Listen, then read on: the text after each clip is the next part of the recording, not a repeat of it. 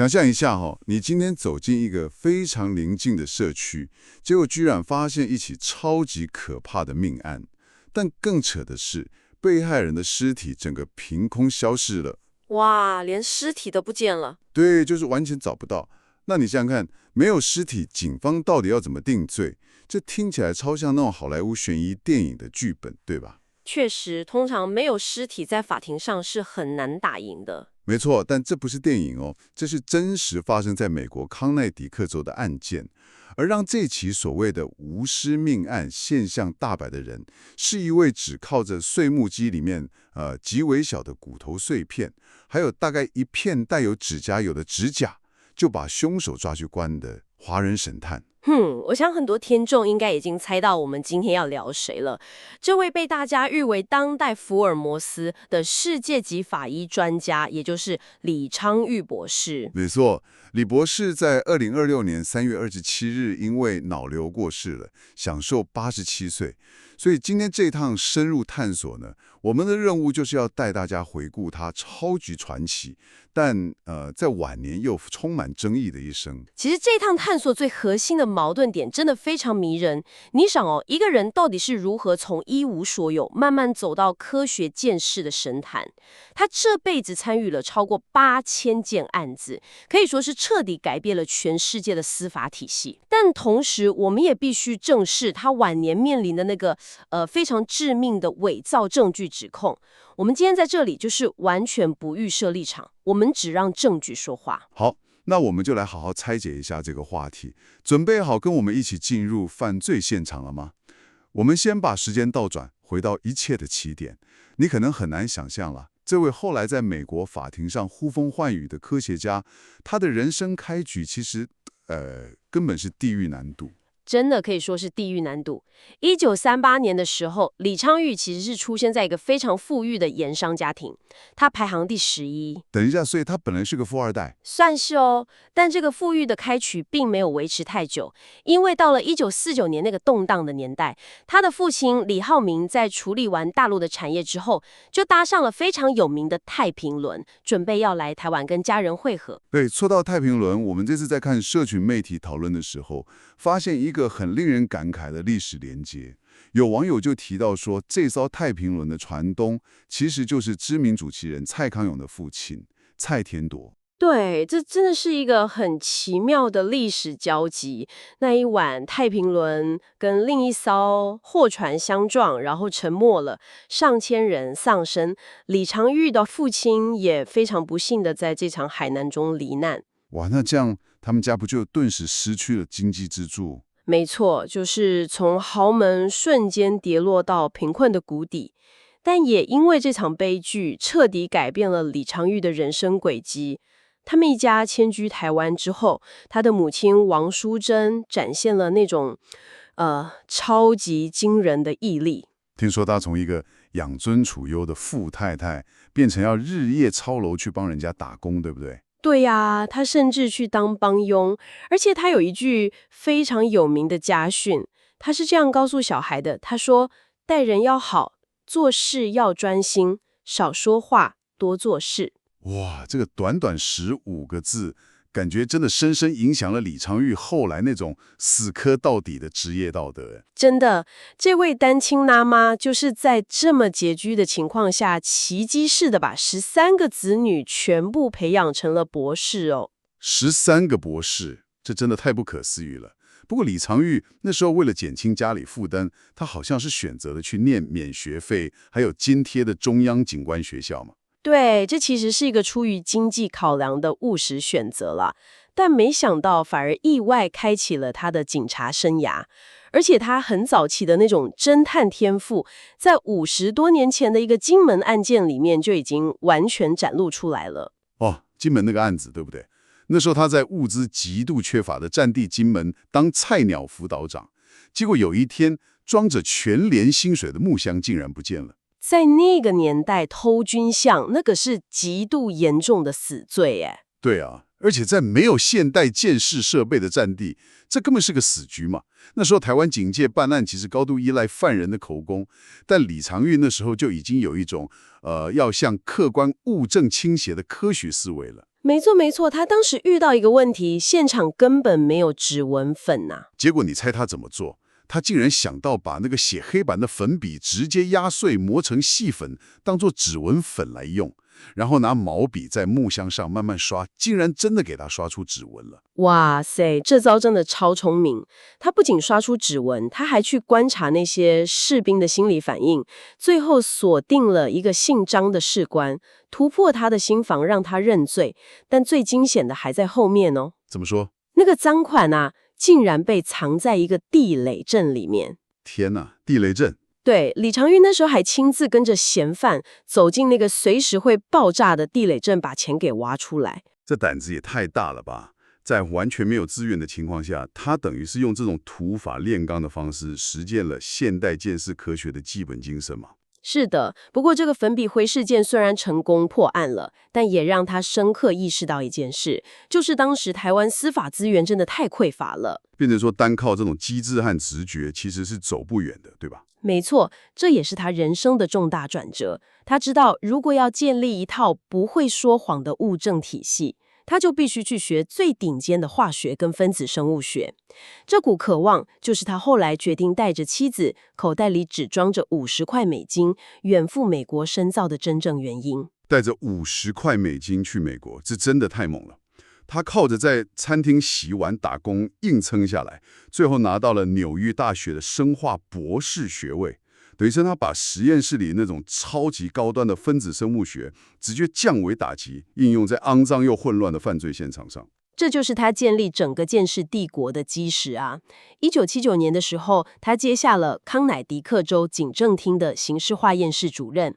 那时候的实验室其实设备超旧的，但他就是一步一步把它打造成世界级的微量物证鉴定中心。然后就迎来了让他一战成名、震惊全美的案子，也就是我们一开始提到的1986年的碎木机谋杀案。对，这个案件的环境真的极度恶劣，有一名叫 Hell 的空服员失踪了，警方强烈怀疑是她的机师丈夫杀了她，但翻遍了所有地方就是找不到尸体。在当时的法律下，没有尸体根本就不可能定罪啊。这边最引人入胜的地方就在于李昌钰完美诠释了法医学上非常有名的罗卡交换定律。哦，凡走过必留下痕迹，对吧？没错没错，这其实不是一句浪漫的口号哦，它是一个物理法则，就是当两个物体接触的时候，一定会产生微量物质的转移，像是衣服的纤维啦、皮屑啦，或者是血液。也就是说，李昌钰坚信，就算尸体真的被丢进碎木机里面搅碎了，那些物质也不会凭空消失，只是变成我们肉眼看不到的微观状态而已。可是你想想看啊，在冰天雪地的湖边找微小的碎骨，这听起来根本是大海捞针啊！他到底是运气好，还是真的有一套系统可以保证没有遗漏任何线索？这绝对不是靠运气啦！他当时用了一套叫做逻辑树的系统方法。简单来说，他没有让警察像无头苍蝇一样在雪地里乱挖。好，那他怎么做？他是用逻辑去推演的。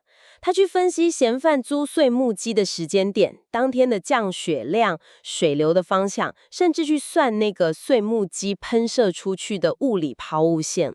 透过这些数据，把搜索的坐标缩小，建立出一个非常精确的网格。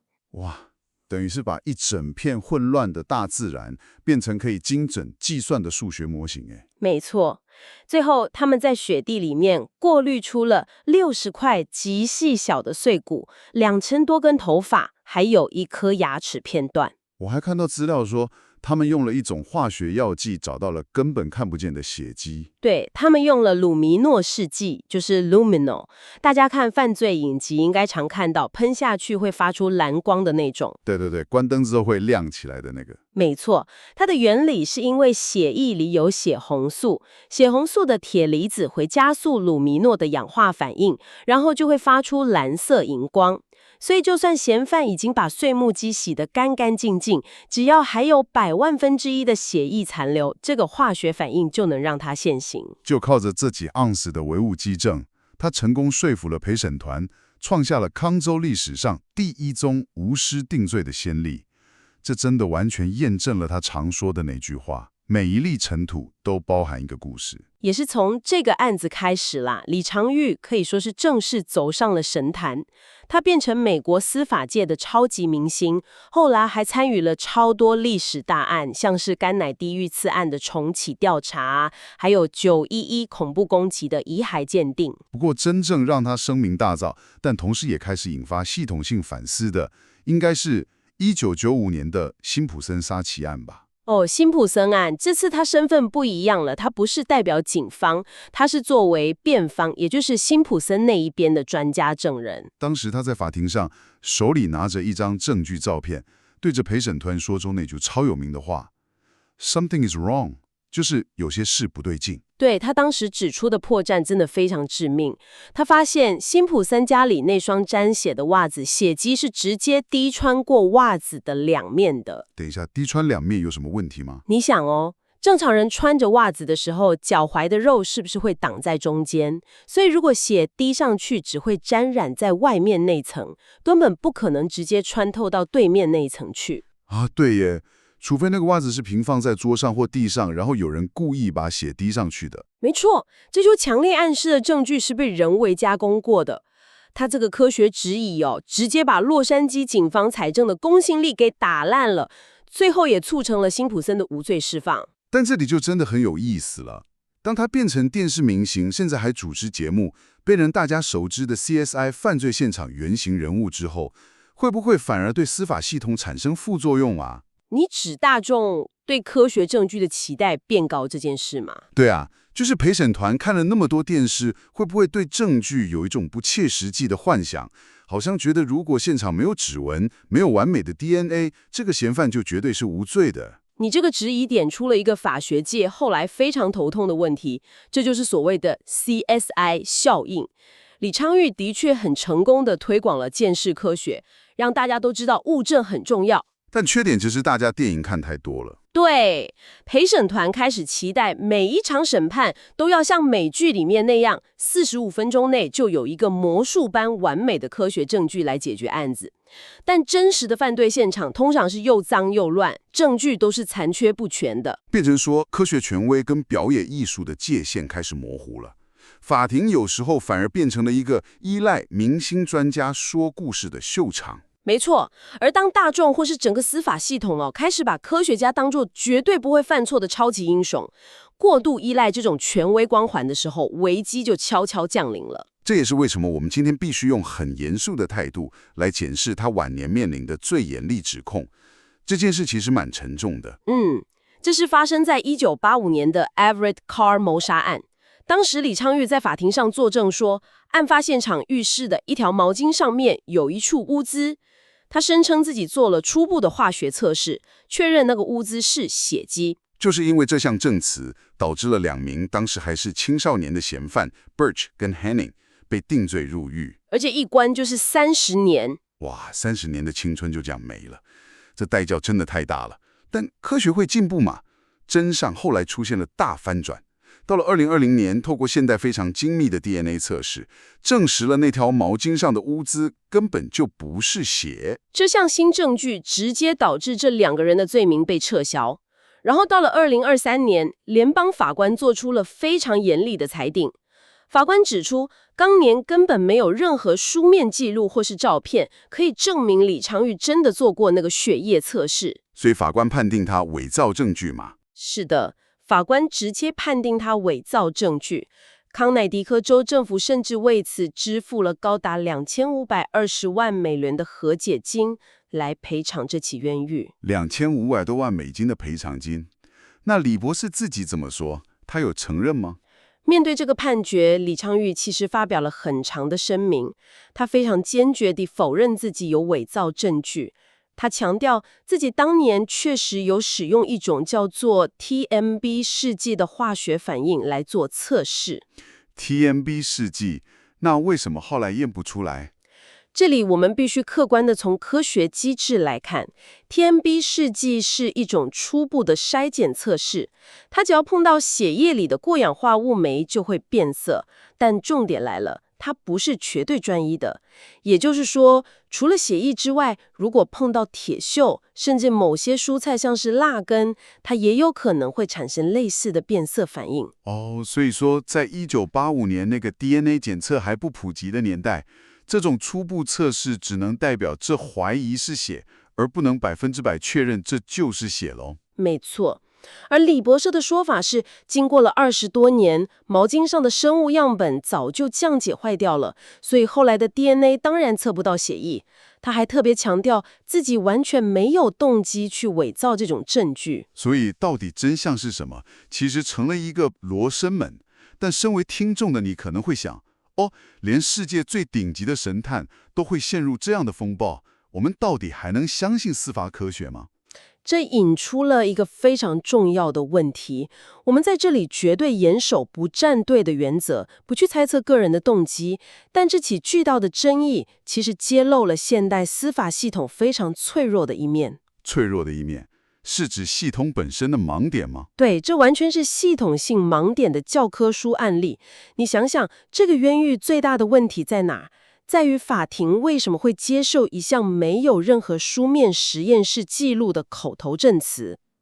啊，因为作证的人是李长玉。没错，当整个系统过度迷信这种所谓的白袍权威，当法官和陪审团看到证人台上坐的是神探，就全盘接受他的解读，反而放弃了要求最基本的严谨书面记录。甚至连那个初步试剂的局限性都被忽略了。是呀，当大家忽视了这些基本的防线时，冤狱的风险就会直线飙升。这提醒了我们，科学之所以有价值，是因为它客观，它可以被重复检验，而不是建立在对某一个顶级专家的盲目崇拜上面。确实如此，机器跟仪器跑出来的数据是一回事，但最后怎么解读这些数据，终究还是人去做的嘛。而人类就是会犯错的。没错，不过回顾李长玉博士的最后时光，你还是会看到一个极度热爱自己专业的人啦。即使在生命最后几周，他已经确诊了脑瘤，他还是坚持在写一本关于失踪人口调查的书。对，我看到新闻说，他生前甚至立下了遗嘱，交代要捐出除了眼睛以外的所有器官。为什么不捐眼睛？他很幽默哦，他自己解释说，假如天堂地狱存在，我还是得靠眼睛吃饭。哇，这句话真的太符合他的性格了。他一辈子就是相信自己这双眼睛所观察到的那些微小细节。总结他的一生，真的就像是一个巨大的矛盾综合体。他从战火和海难的谷底活了下来，带着微薄的积蓄去美国，最后把严谨的分子生物学带进混乱的犯罪现场。他无疑是改变世界见识史的伟大开拓者。但同时，他晚年的争议也像是一面镜子，给我们敲响了科学极限还有人性误判的警示钟。不过无论如何啦，他这辈子一直提倡的那句"让证据说话"，到现在依然是我们现代司法的最高圭臬。没错，这句话的重量是不会改变的。这趟深度探索真的让人有很多感触。在节目的最后，我想向正在收听的你抛出一个问题。李博士的名言是"化不可能为可能"，他用人类极致的观察力做到了。但如果我们把眼光看向未来，当更强大的人工智慧，或是比现在精准100倍的基因定序技术，开始无情地推翻我们今天深信不疑的那些铁证时，我们到底该怎么重新定义所谓的真相？这个问题真的很犀利，科技不断在进步，今天的铁证可能明天又被推翻了。对啊，那10年后的法庭上，当机器的判读比人类更精准，而且完全没有所谓的光环迷思的时候，我们还会需要人类专家来为我们解释证据吗？还是说，像李长玉那样，从一团混乱现场看出端倪的直觉跟逻辑，才是机器永远无法取代的？这真的很值得大家去思考。这绝对是一个没有标准单体。科技跟人性的交锋，在追求正义这条路上，我想永远都不会停止。如果你喜欢我们今天的内容，请记得订阅我们。关于今天讨论的鉴识科学、李长玉的传奇，还有那些系统性的争议，你有什么看法？都欢迎留言告诉我们，我们非常想知道你的想法。对，留言跟我们分享一下。下一回，我们将带你潜入另一个震惊社会的未解之谜，案情绝对比你想象的更离奇。请记住，有时候你看见的表面，往往隐藏着最深的秘密。敬请期待了。